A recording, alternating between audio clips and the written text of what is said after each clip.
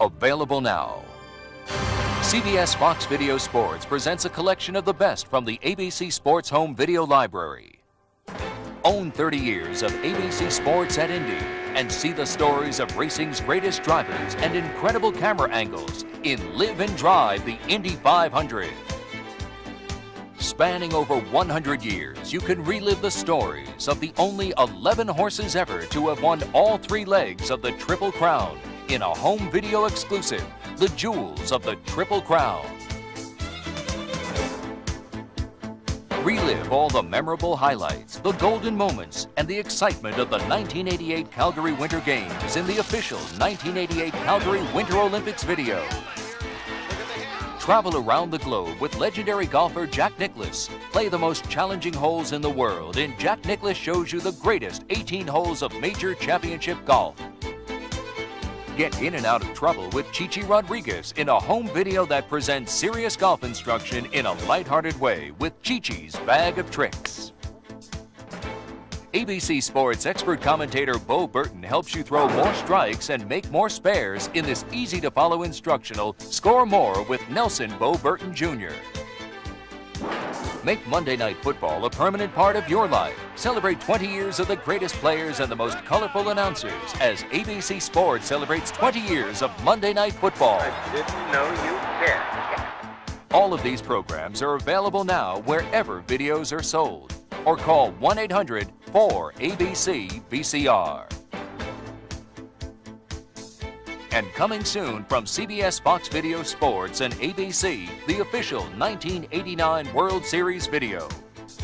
The magic comes alive as you experience the grace, form, and sheer beauty in our upcoming release, Magic Memories on Ice.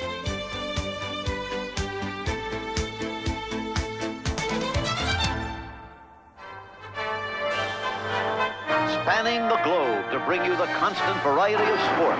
And they're off. He's going to run the first 4-minute mile. I'm always confident I whip all of them. The thrill of victory. The best of ABC's wide world of sports, spanning the 60s, the 70s, and the 80s. And the agony of defeat. Look out! Look at him go! Oh, baby. Winning colors by a hit. The best in sports entertainment is on home video from CBS Fox Video Sports.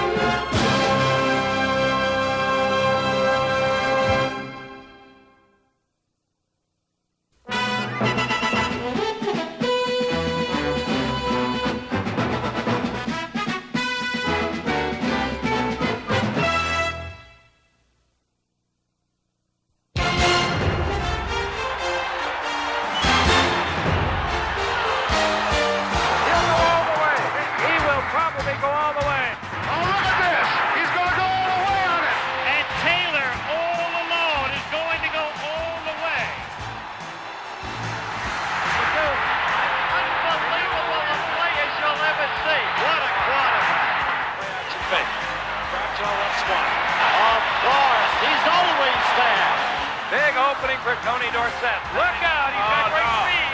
99 yards and a half. Washington lays it up for a shot. Touchdown. But there goes Bo, and nobody catches Bo.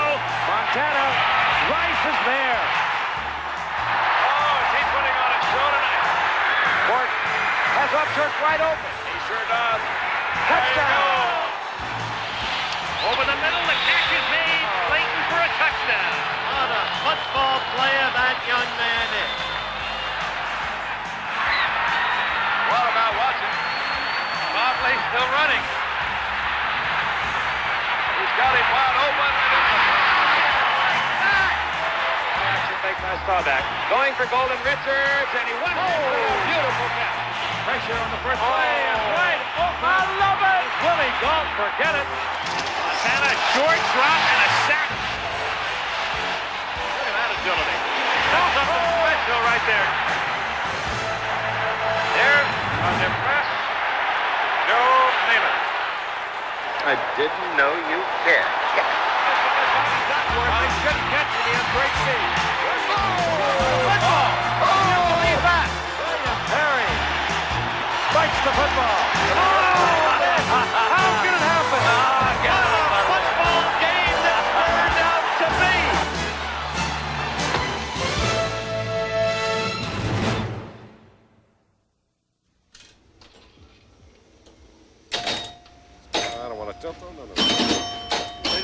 here, guys. Hey, pizza. Is that game yet? Pepperoni sausage.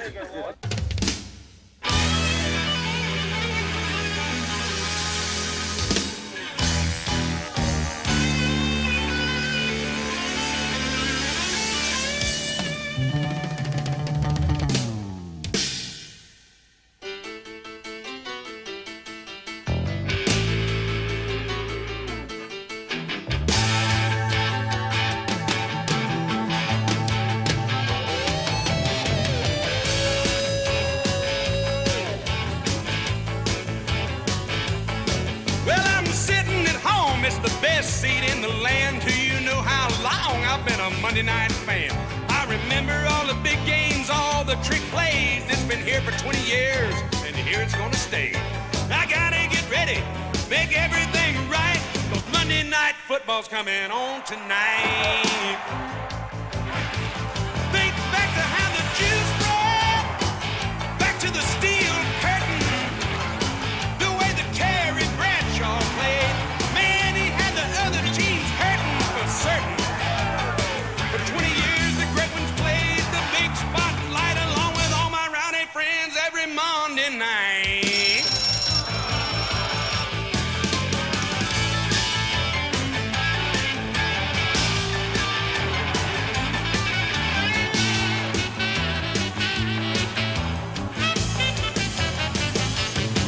Now, all the big names have played this primetime show, from old Raiders like Blanda to the new kid named Bo.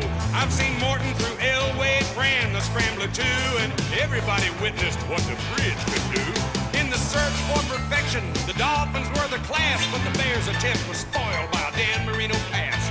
We've had blizzards in October, the desert sky out west, and those pretty Dallas girls gave these sore eyes a rest. Are you ready for some football?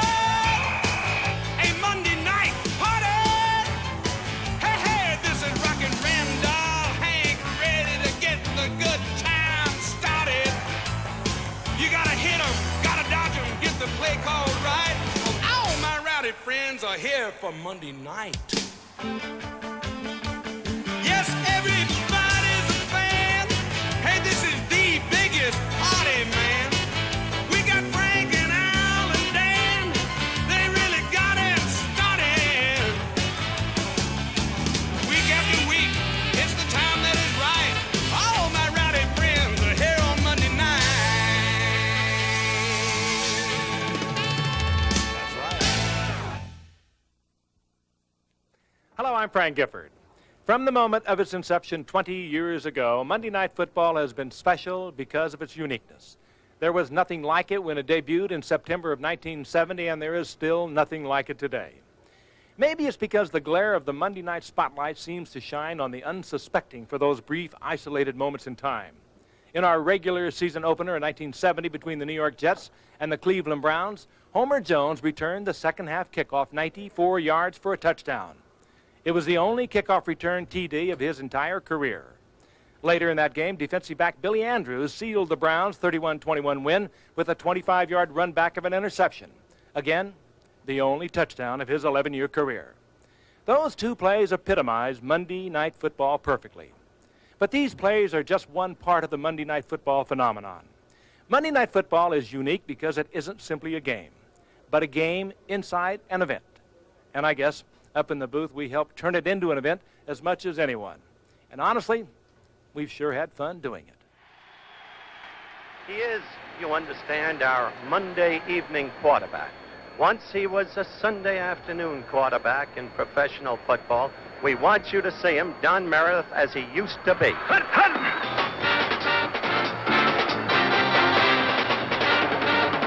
We're going to do that.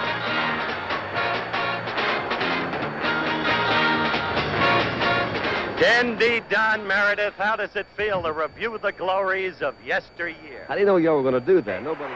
Welcome aboard, Mr. Karras. Thank you very much, Howard. It's nice to be with you and Frank, and I can only say that I'm very impressed to be here this evening, especially for ABC.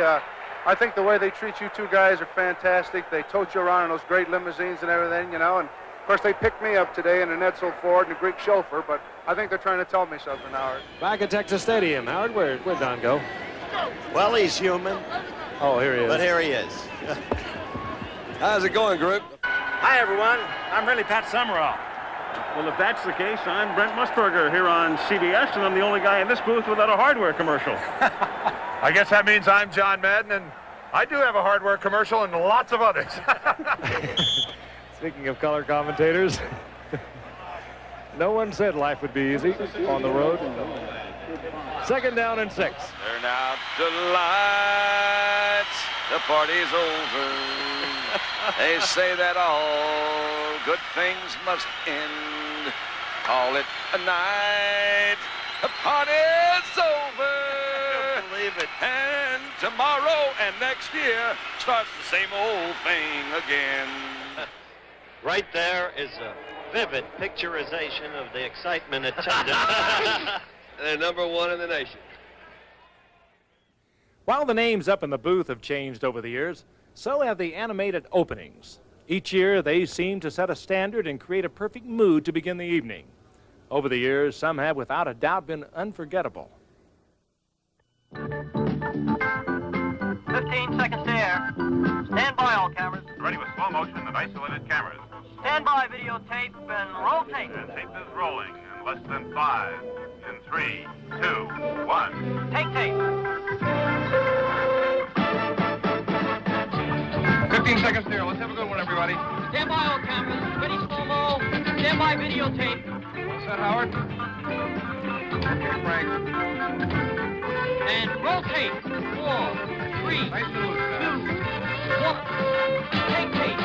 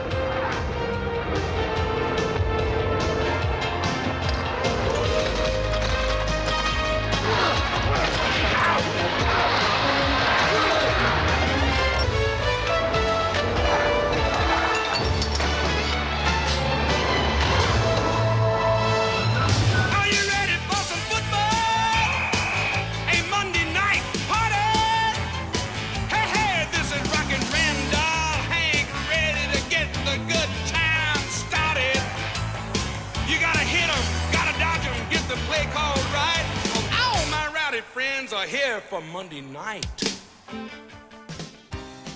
Over the years, Monday Night Football has provided some great individual moments, golden moments that we'll never forget.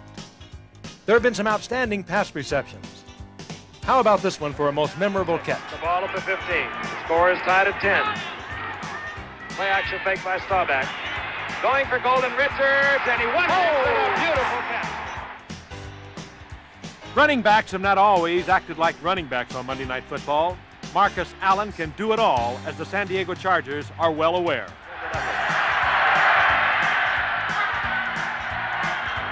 Allen, he's got a good arm. He used to be a high school quarterback. Todd Christensen, touchdown Raiders. And quarterbacks have not always acted like quarterbacks on Monday Night Football. Trogan Looks one way, rolls the other, has Hannah in front of him. Hannah with a good block. Look at Grogan.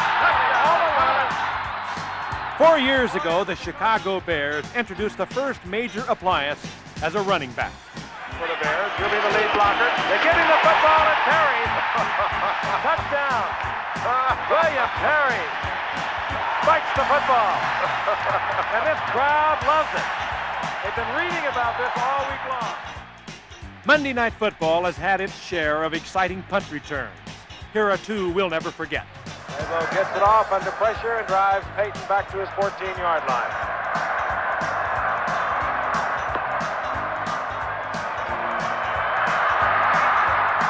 Eddie Peyton. He could go all the way. The left man is play ball. No flags are down. How about Eddie Peyton? He had 98 yards with the kickoff return.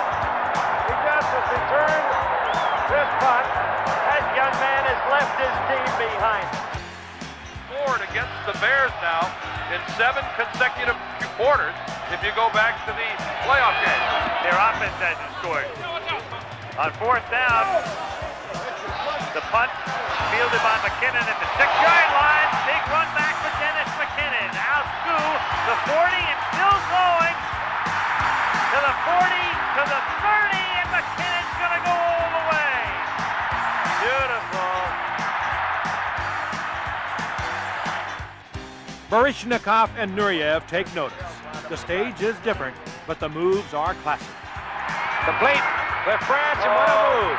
Goodbye. Goodbye. There are no flags down. 2nd down and 9 from the 47-yard line, and Hogaboom going deep for Brooks. He makes the catch despite Hayes having position and then runs it in for a touchdown. Monday Night Football has offered not only ballet, but sometimes burlesque. Blitz on again. That's goodbye. And completion is Bobby Duckworth. They shouldn't catch him. He has great speed. Good. Oh! The football. Can you believe that? Oh, yes. And Mike Richardson covers for the Bears at the 4-yard line. I don't know whether he was getting ready to spike it or what. Spike it. He dropped the football at the 3-yard line. Funny but sad. That will never be forgotten. No, that one won't. That follows you, I'll tell you that. We've seen many quarterbacks pounded and harassed, and nobody does it like LT, Lawrence Taylor. If a quarterback is to survive in the NFL, he often must improvise. Here's Atlanta's Bob Lee. What about watching? Bob Lee still running. He's got him wide open.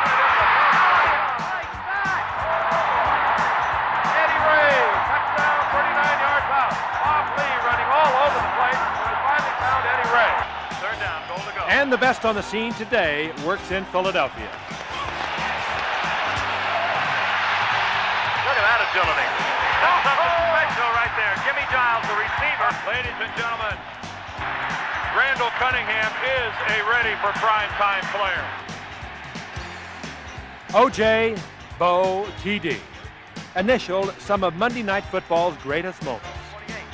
O.J. Simpson gets the call. Look out.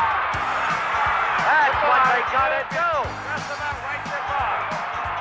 Oh, and down goes Simpson at the 23. He gets up again. What a football player. White. The Cincinnati fans are all on their feet. They're seeing O.J. Simpson at his very best. That's the story of that man. And Bo Jackson to the 20 and out in front. And only one man to beat, and easily can't run him down. He had the angle, but there goes Bo. And nobody catches Bo. Touchdown. He may not stop till Tacoma. He's gone. Portland. He just went by Spokane. There go the Raiders into final. What a scene. Big opening for Tony Dorsett. Look out, he's got great speed. 99 yards and a half. Dorsett down the sideline. Stays in bounds. Can you believe that? 1st and 10, Dorsett. Look out. Look out, This it's would right. be the distance. as he has great speed. He's gone. Tony does that. 75-yard touchdown run. There have been great moments and great games, but many teams have encountered the Monday night follies. No team has lost more fumbles than the St. Louis Cardinals on a strange and eerie Monday night. Let's go back now. It was in the nation's capital, October the 25th, 1976.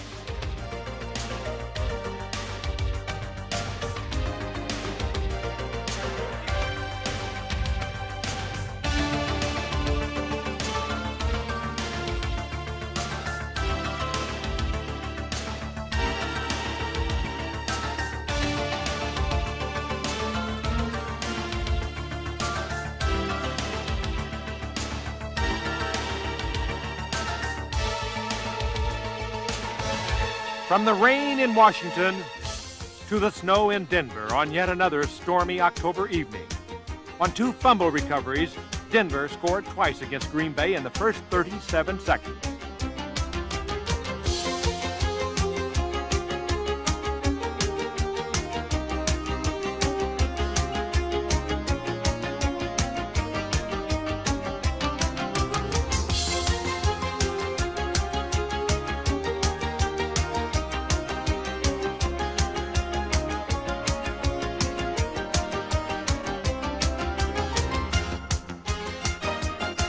Unfortunately for the Steelers' Dave Smith, weather was not an excuse for a premature celebration on another October night against Kansas City. Now for the 9-year-olds. 25 is Chris Miller. He's from Eugene, Oregon. Some people have literally grown up on Monday Night Football. Chris Miller. Whatever happened to Chris Miller, he now plays quarterback with the Atlanta Falcons. And how about a 12-year-old from Monterey, California, named Pete Incaviglia?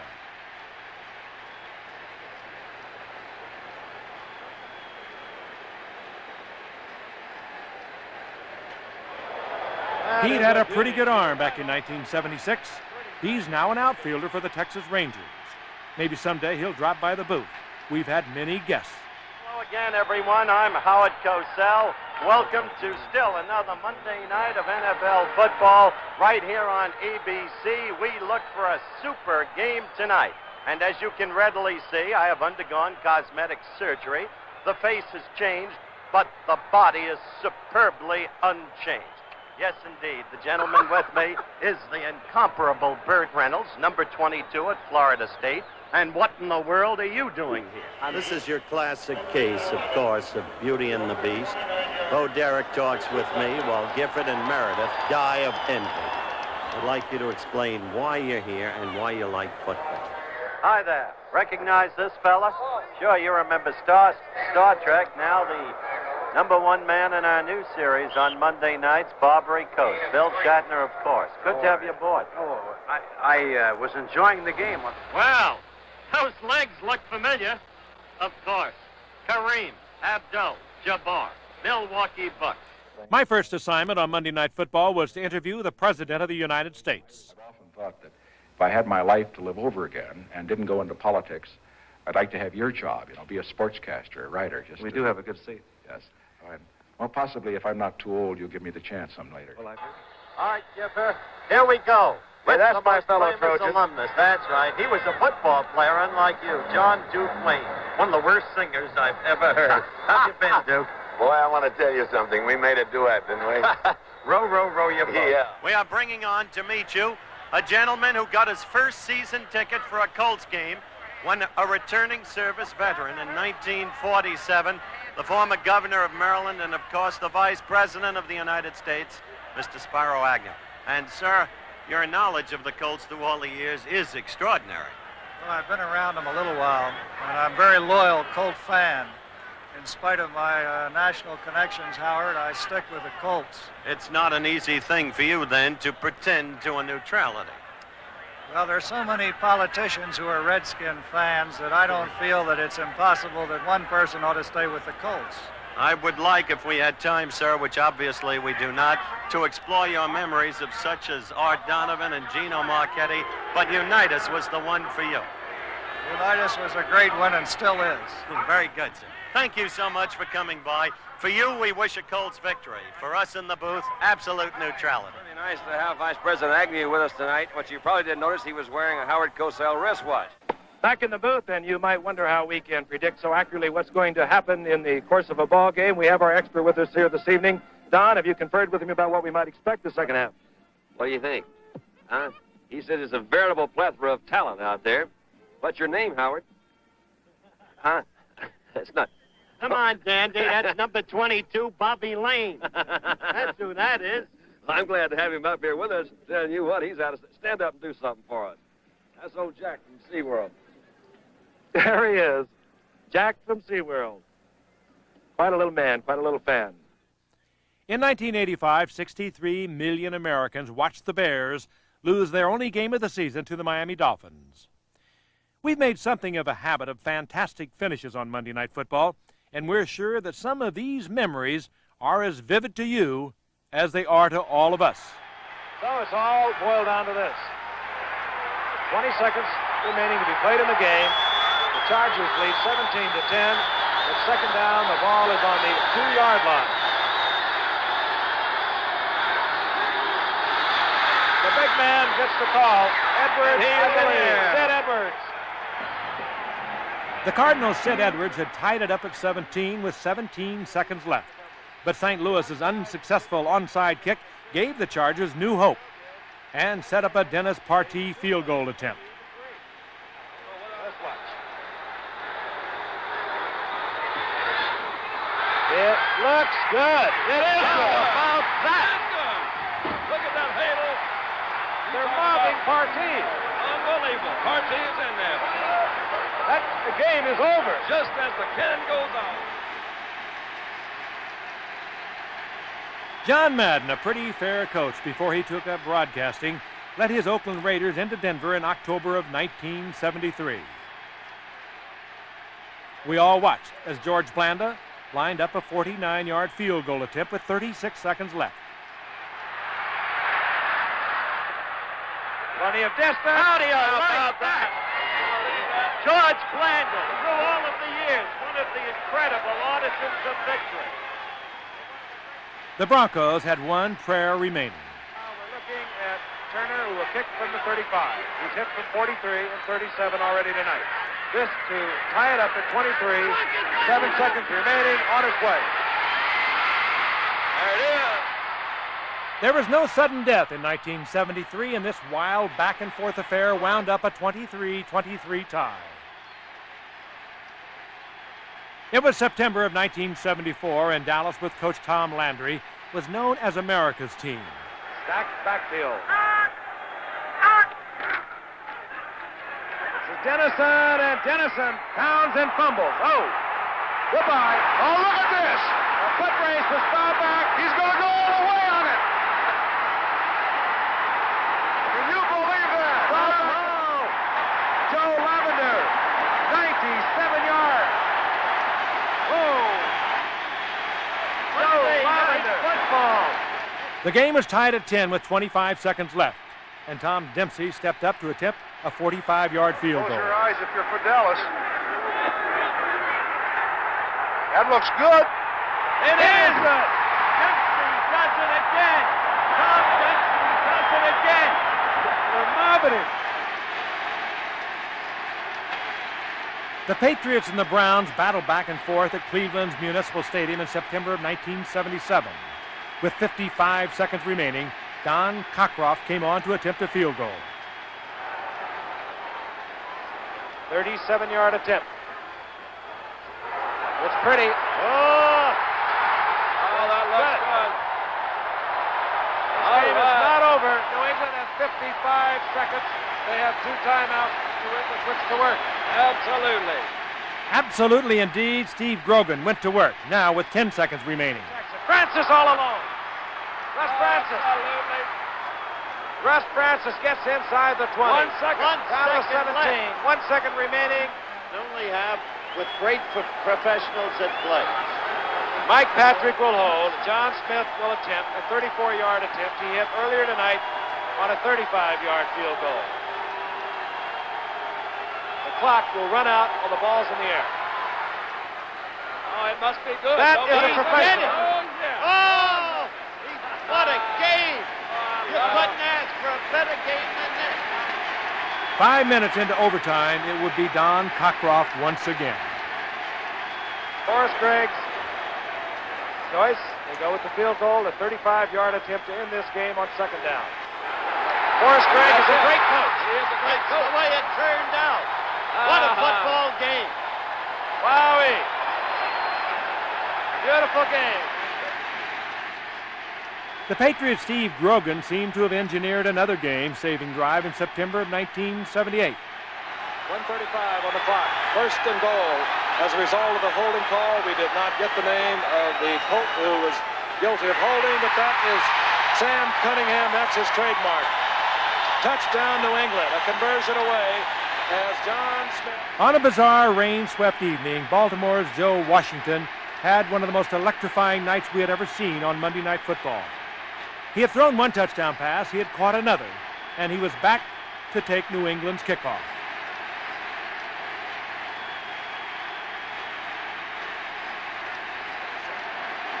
This is Joe Washington. That is Joe Washington. Look at this. There it is Joe Washington. He stays on his feet. He has great speed. There it is Joe Washington. Oh, this. How can it happen? What a football game this turned out to be. How about Joe Do Washington? you believe Joe Washington's night? Look at Grogan. Steve Grogan. The thrill of victory and the agony of defeat. The Orange Bowl in Miami was the site of a classic in December of 1980. New England once again, the game tied at 6. We're in the fourth quarter. Matt Cavanaugh, the Patriots quarterback. Going deep for Francis. He got and Russ Francis somehow comes down with it in the end zone using his height of 6'6". Beautiful play. David Woodley was the quarterback for Miami that night, and he brought the Dolphins back. Woodley rolling out, giving himself an option. Fires. Yes, Matt Moore got the deflection. Matt Moore took the deflection, and Don Shula sprints down the sideline and hugs his young quarterback. It was Woodley again in overtime as the Dolphins went for the sudden death win. This will be a hassle for the... And off! Duriel Harris comes down with it. Tim Fox took a wave at the ball. Then it was Uwe von Schamann from 23 yards out. 3:20 gone in overtime. Let by 3 minutes, 15 seconds of overtime, and the Miami Dolphins have upset the New England Patriots and making a very difficult road ahead for New England. November 1983, the New Orleans Superdome, and the dome was rocking with the sellout Saints crowd. The Saints' 14-point fourth-quarter lead had been cut to 4 by 10 unanswered Jet points. New Orleans punts. With 3 minutes remaining, Kirk Springs was back for the Jets. Look out. This is going to be 6. And there are no flags. Not a flag on the field. And the Jets take the lead. 17 fourth-quarter points for the Jets. A great come-from-behind victory. In December of 1986, the Patriots met the Dolphins in the last regular season game at the Orange Bowl. New England had not won on Miami's home field since 1966. The game was vital in the playoff picture. If Dan Marino's Dolphins won it, the Cincinnati Bengals clinched a playoff spot. Monday Night Football visited with Cincinnati Bengals as they nervously gathered to await their fate. Late in the third quarter, game tied at 13. Here's Dan Marino. Marino off balance and deep, and it is caught for the touchdown. Right. Can I tell you, that's special. In the fourth quarter, Miami leading 20-13. It was Steve Grogan. Tupu, the fake and the roll by Grogan, and Grogan is in for the touchdown.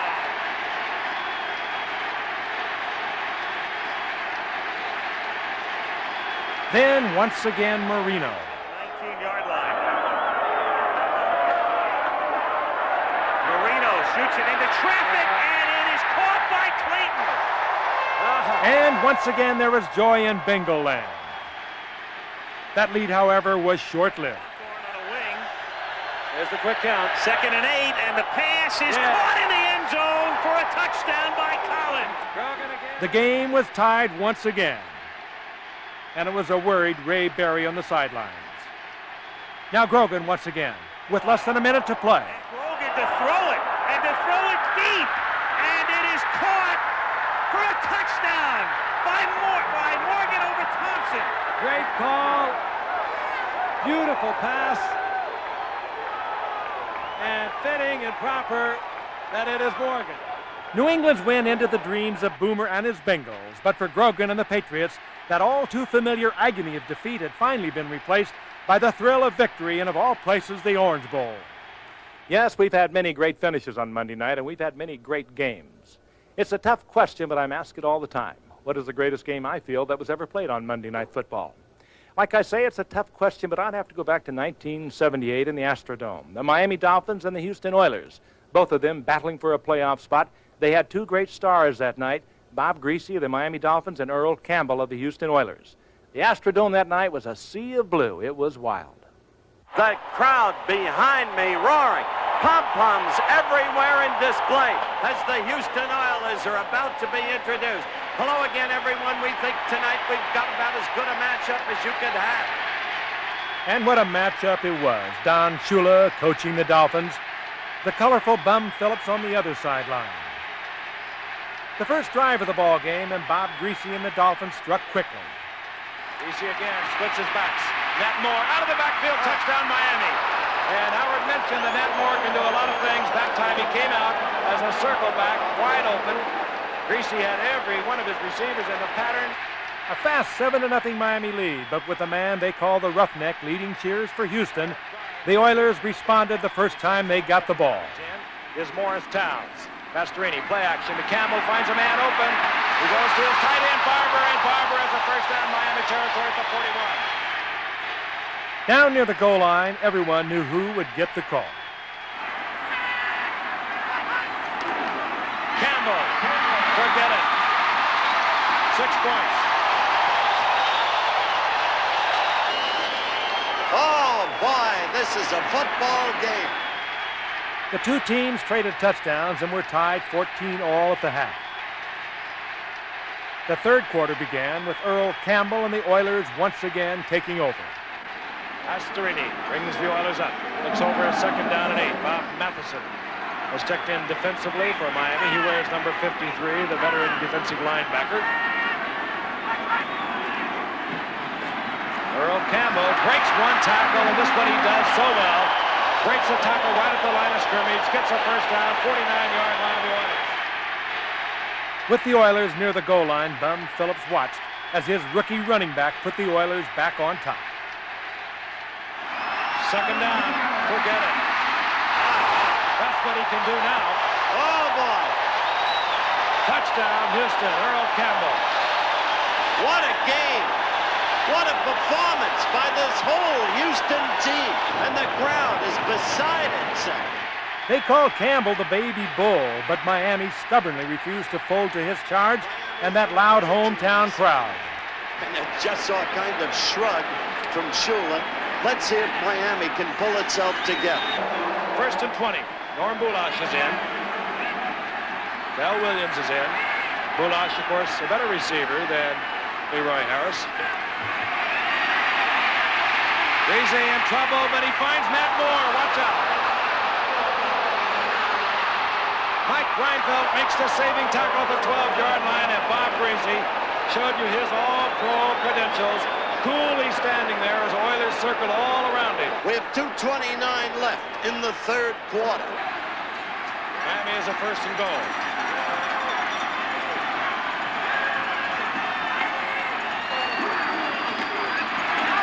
Harris, touchdown, and Miami is within 1 point of tying this game up again.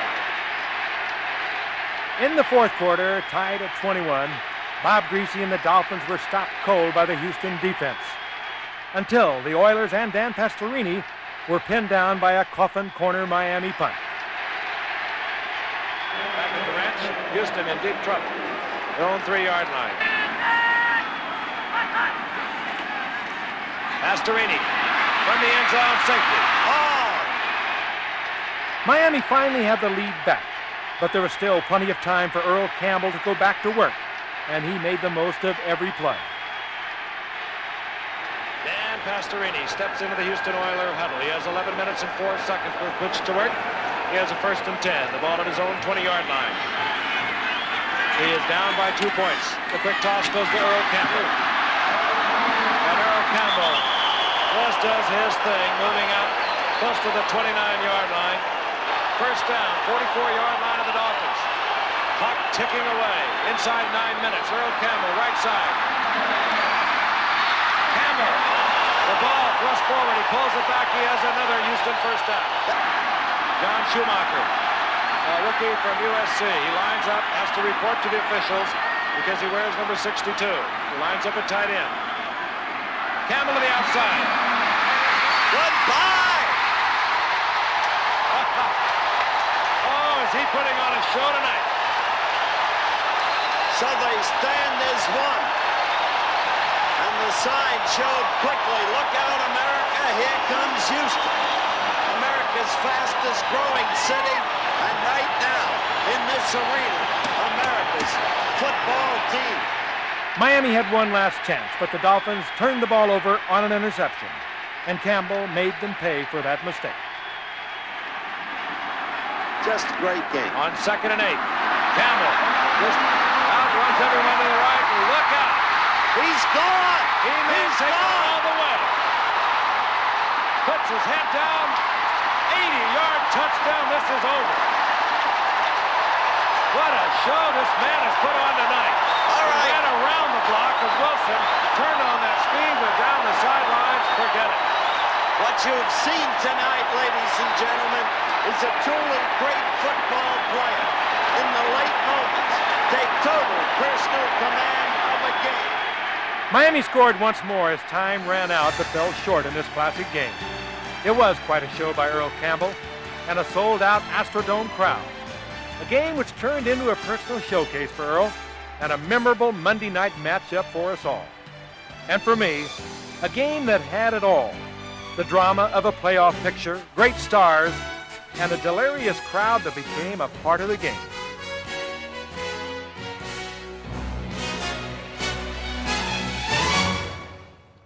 Monday Night Football has certainly changed over these last 20 years. The players, the announcers, and the game. From Joe Namath to Dan Marino, from George Allen to Joe Gibbs, from Howard Cosell and Don Meredith to Al Michaels and Dan Deerdorf. But one thing has certainly remained the same. The Monday Night Football phenomenon is much more than a game. It's a part of America's sporting culture, and we are extremely proud of that. And what's more, from its beginnings until today, Monday Night Football has always left you entertained. 20 years of thrills for America to see. 20 years of joy. Thank you, ABC. 20 years of fun. Heroes, stars, and clowns. After 20 years, Monday Night Football's still around. 20 years of change, getting better year by year. 20 years of sweat, glory, guts and cheers. 20 years of laughs, amazing sights and sounds. After 20 years, Monday Night Football's still around. 20 years of history.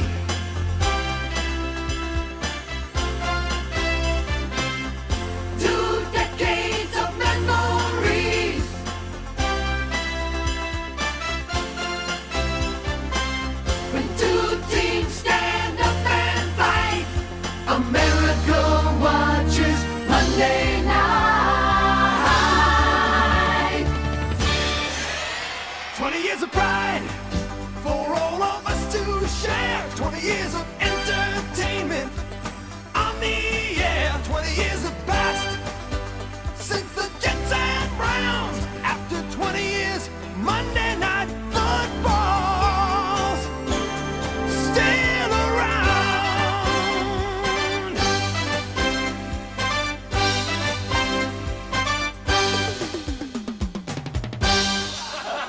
Thanks a lot.